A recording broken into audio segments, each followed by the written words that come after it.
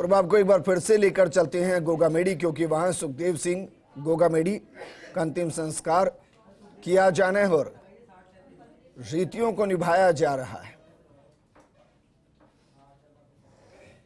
देसी घी, लकड़ियां, इसके अलावा अन्य वो सामग्री जो अंतिम संस्कार में इस्तेमाल की जाती है, उन सभी को अर्पित करते हुए एक भावुक पल होता है, क्योंकि कहा जाता है कि कोई दुनिया के किसी भी कोने में या फिर किसी भी पद तक क्यों ना चला जाए, अंत में उसे शमशान आना होता है, अंत में उसे पंच तत्व में विलीन होना होता है।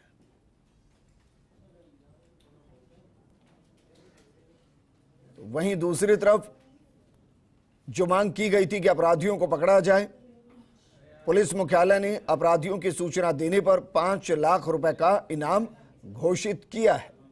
यानी कि अगर कोई भी अपराधियों के बारे में जानकारी देगा जिसके आधार पर उनको पकड़ा जाए, तो फिर जानकारी देने वाले को 5 लाख रुपए का इनाम दिया जाएगा। और दूसरी तरफ तस्वीर बेहद भावुक करने वाली, मेरे सहयोगी लक्ष्मण राघव लगातार वहां से बने हुए हैं। लक्ष्मण, ये वो घड़ी होती है जिसमें हर किसी को एहसास होता है कि वो कहीं तक पहुंच जाए, अंत में आना यहीं पर होता है। विजेंद्र, बात आप ठीक कह रहे हैं, दर्शन यही है, लेकिन कब आना होता है ये बहुत महत्वपूर्ण है। ऐसा समय आपको जब यहाँ आना पड़ता है तो आप अपने पूरे परिवार समर्थकों को कहीं ना कहीं गमजदा कर जाते हैं, और जिस तरह की स्थितियां बनी वो किसी से छिपी हुई नहीं है। देखिए, सुखदेव गोगामेडी न केवल एक तरह से कहिए सामाजिक तौर पर सक्रिय थे, इससे पहले उन्होंने बसपा से यहाँ चुनाव भी लड़ा था, अच्छे खासे वोट लिए थे, तीसरे स्थान पर वो रहे थे, आपको याद होगा। तो कहीं ना कहीं देखिए एक उनकी पॉपुलैरिटी है, लोग उनको यहाँ पर जानते हैं, मानते हैं, इस तरह से वो मुद्दों पर बात करते हैं, तो एक अलग तरह का उनका यहाँ पर जुड़ाव रहा। ठीक है, करणी सेना के राष्ट्रीय अध्यक्ष, वो तमाम चीजें है, लेकिन इस इलाके से भी वो जुड़े रहे। तो ये सीधी तस्वीर थोड़ी सी आपकी आंखें भी नम कर देने वाली होंगी। उनकी बेटी है 11 साल की उर्वशी, वो मुखाग्नि दे रही हैं, शायद दिखा पा रहे हो कैमरामैन आपको। तो ये बहुत ही एक ऐसी तस्वीर है जो गमजदा करती है। और राजस्थान में अपराध किस तरह से गैंगस्टर सर उठा रहे हैं, उसकी भी वानगी है। घर में घुसकर इस तरह से हत्या कर देना, तो ये आखिरी विदाई, पंच तत्वों में विलीन हो जाएगा सुखदेव गोगामेडी का ये शरीर। अब ये रह जाएंगी बातें, रह जाएगा ये मंजर जिसमें जिस तरह से उनकी हत्या की गई, वो खौफनाक मंजर, कैसे घर में घुसकर उन्हें मारा गया, और निश्चित तौर पर आंसू, आक्रोश जिस तरह से राजस्थान ने देखा। मुझे लगता है कि देखिए, मैं इसमें बता दूं कि मुखाग्नि उनके भाई ने दी है विजेंद्र। पहले ये सलाह था कि बेटी क्योंकि छोटी थी तो हो सकता है एक वजह रही हो, लेकिन उनके भाई भी उनके साथ। और ये आखिरी तस्वीर, और ये देखिएगा गोगामेडी के चक में ये किस तरह से नारे लगते हुए अमर तौर पर देखिए। बिल्कुल राघव, क्योंकि कहते हैं कि भावनाओं का समंदर है, बहुत कुछ बाहर, बहुत कुछ अंदर है, और इस वक्त की तस्वीर बहुत अलग होती है। और आपने सही कहा, अकाल मृत्यु जब किसी को इस तरीके से अपने आगोश में लेती है तो हर किसी के मन की पीड़ा को शब्दों के जरिए बयां कर पाना मुश्किल होता है, और कुछ ऐसा ही यहाँ मंजर दिखाई दे रहा है। लेकिन फिर भी जो तस्वीरें हैं, उसने लक्ष्मण ये तो बताया है कि सुखदेव सिंह गोगामेडी ने बहुत कुछ कमाया था, और जो कमाया था वो लोगों का प्यार है जो वहां दिखाई दे रहा है। बिल्कुल ठीक कह रहे हैं विजेंद्र कि आप जब अंतिम यात्रा पर होते हैं तो कितने लोग किस तरह से आपको याद करते हैं, कितने लोग जुड़ते हैं, ये एक ऐसी बात मानी जाती है जिसकी हमेशा चर्चा होती है। तो निश्चित तौर पर आप ठीक कह रहे हैं, बहुत कुछ कमाया है, इन लोगों का प्यार कमाया है, इनसे जुड़ाव कमाया है। और यहाँ पर मैं देख रहा था जितनी मशक्कत कर रहे थे अपने नेता की आखिरी झलक पाने के लिए, पुलिस को बड़ी मशक्कत करनी पड़ी।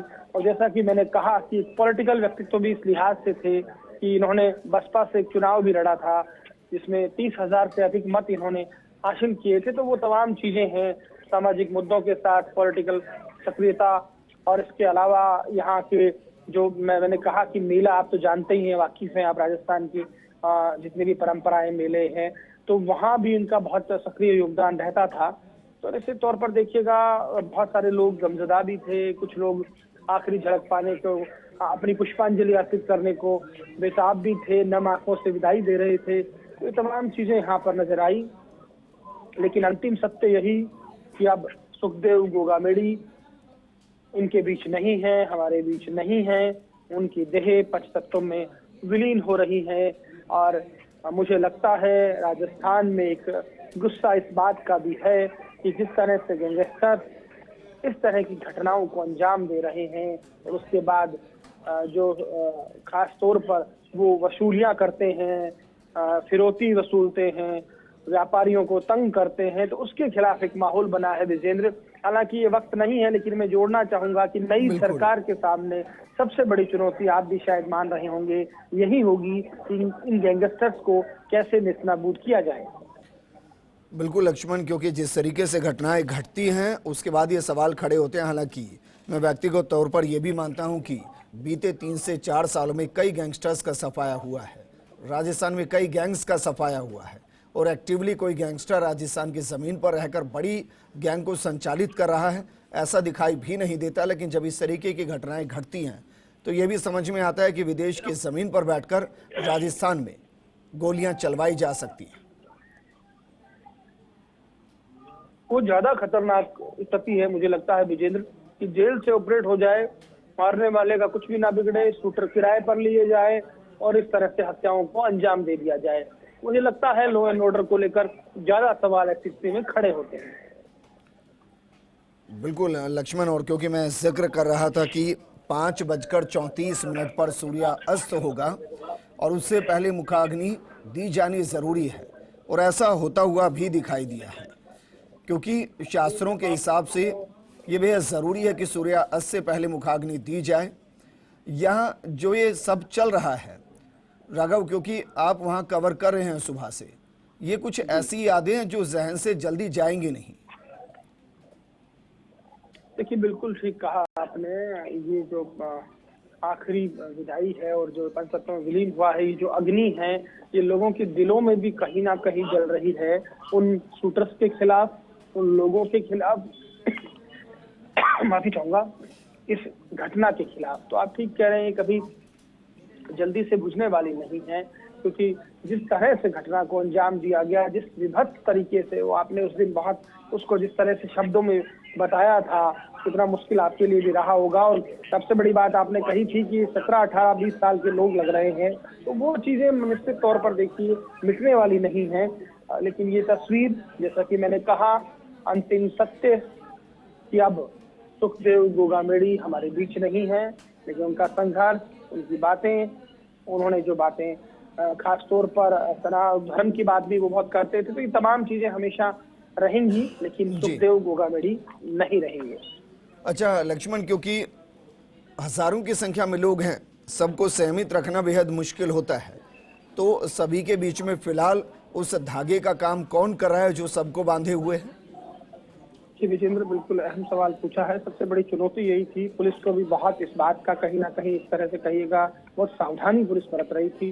तो 1500 से अधिक पुलिसकर्मी तो लगाए ही गए, लेकिन जो सुखदेव गोगामेड़ी के मित्र हैं, जो बहुत नजदीक रहे, कुछ बुजुर्ग हैं, उन लोगों ने भी लगातार हाथ जोड़ते हुए सबसे यही कहा कि कोई यहाँ अव्यवस्था ना हो, आखिरी विदाई है, हमारा बेटा है, हम उसे ठीक से जो है, जो भी दाह संस्कार क्रियाक्रम होते हैं वो करें। तो सब लोगों ने उस अपील को समझा, और ये एक छोटे छोटे अलग अलग लोग जो थे, जो कह सकते हैं 40-50 की संख्या में, वो सब एक मैसेज कन्वे कर रहे थे। उससे भीड़ संयमित भी नजर आई, कहीं कोई नारेबाजी एक बार की जब शव आया तो जरूर हुई, आक्रोश भी दिखा आंसुओं के साथ, जैसा कि मैं बार बार कह रहा हूँ, लेकिन उसके बाद सब अपने नेता को आखिरी विदाई पुष्पांजलि देते नजर आए, और अब आखिरी इस तरह से अंतिम यात्रा पर अब सुखदेव गोगामेड़ी। अच्छा लक्ष्मण, क्योंकि 72 घंटे का वक्त दिया गया है पुलिस की तरफ से, और मैं इसी वक्त से काउंट करूं तो 72 घंटे का मतलब है कि 10 तारीख को दिल्ली के अंदर भी हुंकार भरी जाएगी हालांकि उसको श्रद्धांजलि सभा का नाम दिया गया है, उसको देखिए निश्चित तौर पर बिल्कुल बोलिए बोलिए बोलिए। देखिए बिजनेस बिल्कुल निश्चित तौर पर आपने सही कहा, 72 घंटों की बात होगी। और दूसरा, जिस तरह से कर्नल सेना का सुखदेव गोगामेडी की अगुवाई में महाराष्ट्र, गुजरात, कुछ और राज्यों में जिस तरह से प्रभाव बढ़ा था, तो दिल्ली में श्रद्धांजलि सभा का मकसद, आप ठीक कह रहे हैं विजेंद्र, बिल्कुल यही होगा कि वो दबाव बिल्कुल ढंग से, अगर ऐसा गिरफ्तारी नहीं होती तो उस दबाव को और बढ़ाया जाए और एक आंदोलन का रूप दिया जाए उसे। क्योंकि मैं सुन रहा था, जब मैं उस बेटी से बात कर रहा था जिसने अभी अभी अपने पिता को खोया है, तो उसके मन में आंसू, तो उसके दिल में गमजदा था उसका मन, लेकिन साथ ही साथ आक्रोश था। वो जिस तरह से बात कर रही थी, जिस तरह से वो कह रही थी कि पुलिस की बस की नहीं है तो हम ये करेंगे, मुझे लगता है आप ठीक कह रहे हैं कि दिल्ली में जो श्रद्धांजलि सभा का नाम दिया गया है, तो श्रद्धांजलि सभा होगी, लोग तो आएंगे ही निश्चित तौर पर, लेकिन कहीं ना कहीं ये संदेश देने की कोशिश होगी। और इसमें ये भी होगा कि अब राजपूत समाज कहीं ना कहीं, हम ये बात लगातार कही जा रही थी कि सर्व समाज का बंद है, ये तमाम चीजें थी, लेकिन राजपूत समाज के नेता भी जिस तरह से इसमें अग्रणी दिखाई देंगे। आज मनोज न्यांगली यहाँ पर आए थे, विजेंद्र आप जानते हैं, आपने वो पूरा कवर किया है, तो उसमें वो भी ये बात कह रहे थे, उनके भाई की हत्या हुई थी, आपको वो भी याद होगा, तो वो भी ये कह रहे थे कि सुरक्षा को लेकर मुझे भी थ्रेट है और क्यों नहीं सुखदेव गोगामेडी को इनपुट के बाद भी सुरक्षा मुहैया कराई गई। तो निश्चित तौर पर ये जो मुद्दा है हवा में तैरता रहेगा जब तक उन आरोपियों की मतलब उन आरोपियों के खिलाफ कड़ी कार्रवाइयां, गिरफ्तारियां, तमाम उस पूरे चीजों का पता ढंग से न लग जाए, कौन कौन शामिल थे, कौन कौन इसमें एक तरह से पेडलर्स बने, कहां से हथियार आए, ये तमाम चीजों पर कार्रवाई की मांग निश्चित तौर पर इनके समर्थकों की, परिवार की रहेगी। अच्छा लक्ष्मण, क्योंकि हमने सुखदेव सिंह गोगामेडी की पत्नी को सुना, कल रात को सुना, चतरानी है, वीरांगना है अभी, जिन शब्दों का इस्तेमाल भावनाओं को उड़ेलने के लिए उन्होंने किया, वो कुछ ऐसा था कि मुर्दों में जान फूंक दे। मानकर चलें कि 10 तारीख को वही अगुवाई करेंगी वहां से। देखिए जिस तरह से कल वो बोले हैं, ऐसा लगता है कि उनकी बेटी बोली है विजेंद्र, मेरे पापा चाहते थे कि हम राजनीति में आए, सेवा करें, तो वो तमाम एक बात है। इन आंसुओं के बीच भी, इन भावनाओं के बीच भी वो संघर्ष की बात अगर कर रही है, तो निश्चित तौर पर वो अगुवाई भी करेंगी और इस मुद्दे पर वो कोशिश भी रहेगी कि जो भी आरोपी, जो भी लोग इसमें शामिल हैं, उन सबको शिक्षकों के पीछे जल्द से जल्द भेजा जाए। लक्ष्मण, क्योंकि इस तरीके की कई घटनाएं हमने देखी हैं और कई बार ऐसी स्थिति भी बनती देखी है कि दाह संस्कार के लिए कई दिनों का इंतजार करना पड़े। यहाँ ऐसा नहीं हुआ, तो दबाव बनाने के लिए भी 10 तारीख का इस्तेमाल किया गया। लेकिन एक और परंपरा होती है, एक और रीति होती है, रीति होती है अस्थियों को विसर्जित करने की। आप जरा बताइए कि वो किस तरीके से परंपरा निभाई जाती है और वो दाह संस्कार के 24 घंटे के बाद होती है या 48 घंटों के बाद? देखिए विजेंद्र, बिल्कुल ये जो पूरी प्रक्रिया है कह रहे हैं 48 घंटों के बाद भी होती, कुछ ये अलग अलग समाज पंथ के हिसाब से होता है। लेकिन एक बार मैं तस्वीर दिखा देता हूँ आपको, किस तरह से अब धीरे धीरे लोग बिछड़ना शुरू हो गए हैं लास्ट विदाई पर सुखदेव सिंह को।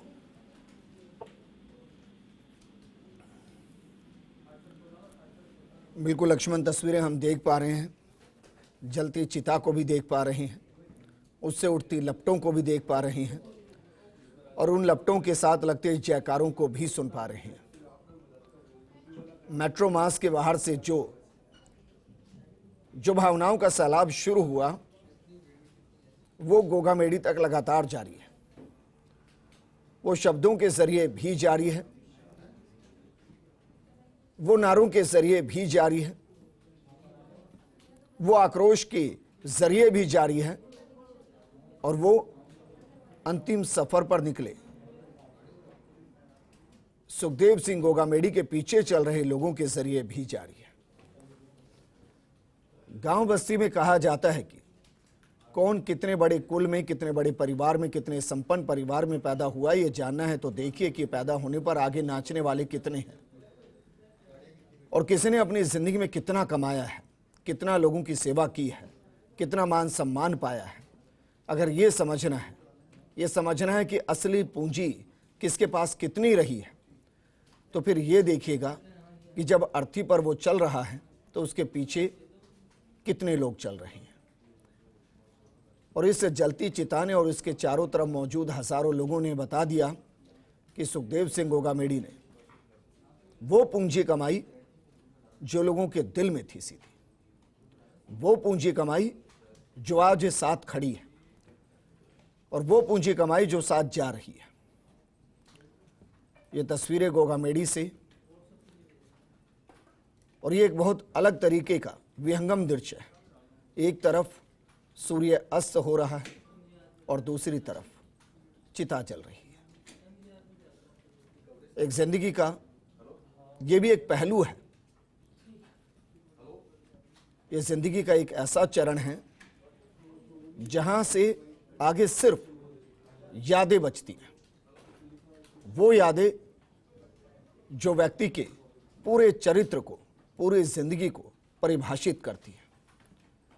और यकीनन सुखदेव सिंह गोगामेडी को याद किया जाएगा लाल चौक पर तिरंगा फहराने के लिए, याद किया जाएगा फिल्म पद्मावत के दौरान जिस तरीके से इतिहास के साथ छेड़छाड़ की गई, उसके खिलाफ हुंकार भरने के लिए। इसके अलावा और भी बहुत से काम हैं। जिस तरीके से उन्होंने बच्चियों की शादियां कराई, जिस तरीके से गोगामेडी में भरने वाले मेले में एक अहम भूमिका निभाते थे, अनेकों काम हैं जिनके लिए उन्हें याद किया जाएगा और वही काम लोगों के जहन में उनको हमेशा जिंदा भी रखेंगे। मेरे सहयोगी सत्यनारायण जुड़ रहे हैं। सत्यनारायण,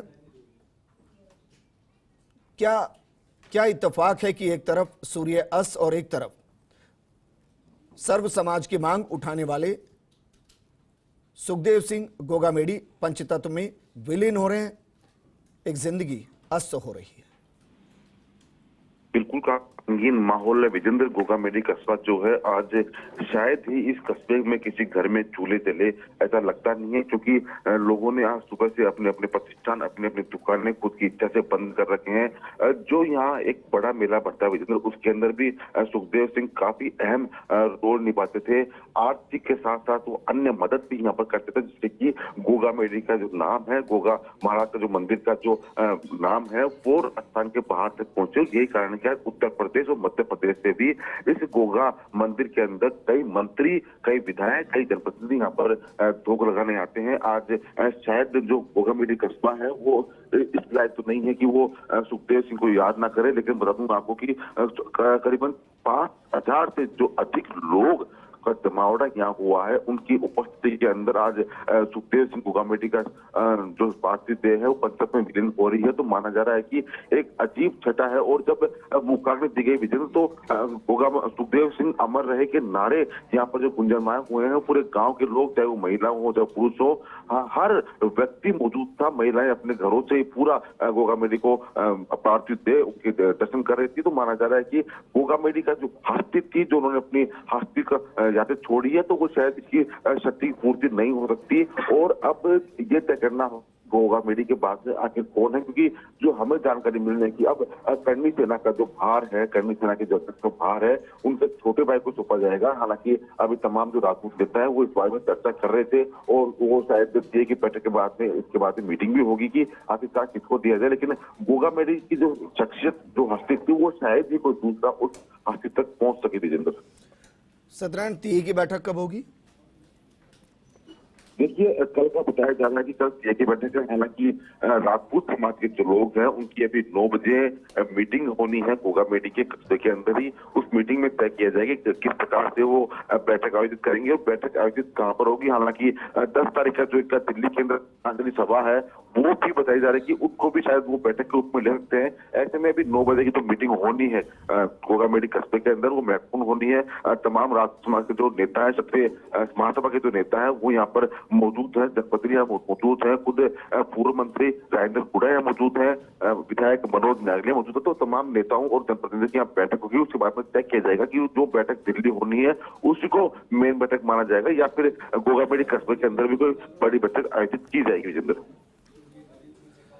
अच्छा सत्यनारायण, सत्यनारायण, क्योंकि अब वहां से लोगों का जाना शुरू होगा, पुलिस बता पा रही है आपकी, क्योंकि जयपुर तक संपर्क होंगे, बता पा रही है कि जिन्होंने हत्या की है कहां तक पुलिस पहुंची है?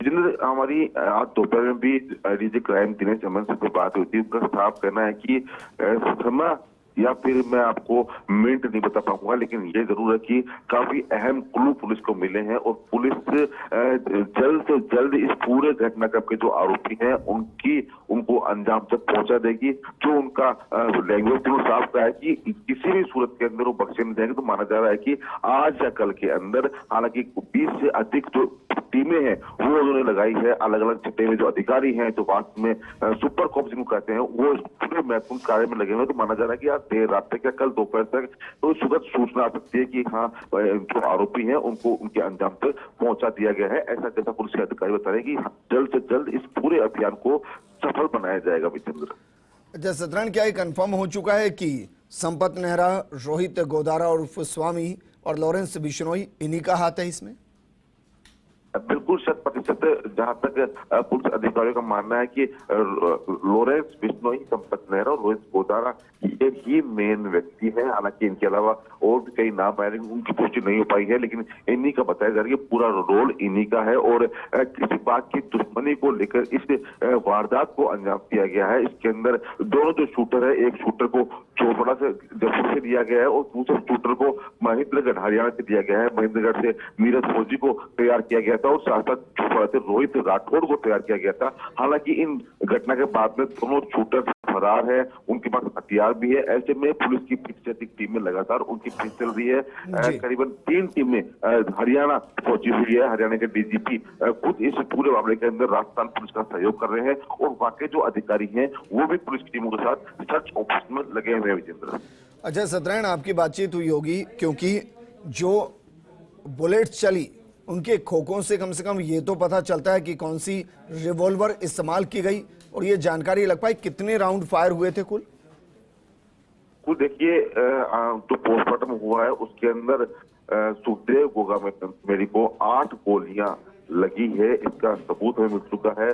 जो मेडिकल जूरिस्ट है उनसे हमारी बात हो चुकी है। 8 गोलियां उनके लगी है। उनके 17 से 18 निशान, चोट के निशान बने हैं। क्योंकि हमने भी बात पूछी उनसे कि जब 8 गोलियां चली तो 16 निशान बनने चाहिए, क्योंकि गोली शरीर के आर पार हो जाती है। उसके बाद भी तो उन्होंने साफ कहा है कि जब बुलेट अंदर घुसता है तो बुलेट के छर्रे उसमें शरीर में फैल जाते हैं और वो अलग अलग हिस्सों से होते हुए बॉडी को नुकसान पहुंचाते हैं, तो सभी चोटों को गिना जाता है। ऐसे में करीबन 17 से 18 घाव सुखदेव सिंह गोगामेडी के शरीर में मिले हैं और करीबन 8 गोलियां सुखदेव सिंह को मारी गई है। जो अपराधियों का भेद था कि किसी भी सूरत के अंदर सुखदेव सिंह गोगामेडी बचने नहीं चाहिए और शायद इसीलिए जिस प्रकार से गैंगस्टर राजू खेत में निशाना बनाया गया था, इनके बिल्कुल पास से गन चलाई गई थी, इसी प्रकार से इनके हाथ पे निशाना लगाया गया फर्स्ट में, उसके बाद में लास्ट के अंदर उनके सिर को ब्लड मारा गया। तो माना जा रहा है कि किसी भी सूरत के अंदर बदमाश थे, वो किसी भी सूरत के अंदर सुखदेव सिंह गोगामेडी को जिंदा नहीं छोड़ना चाहते थे और यही हुआ।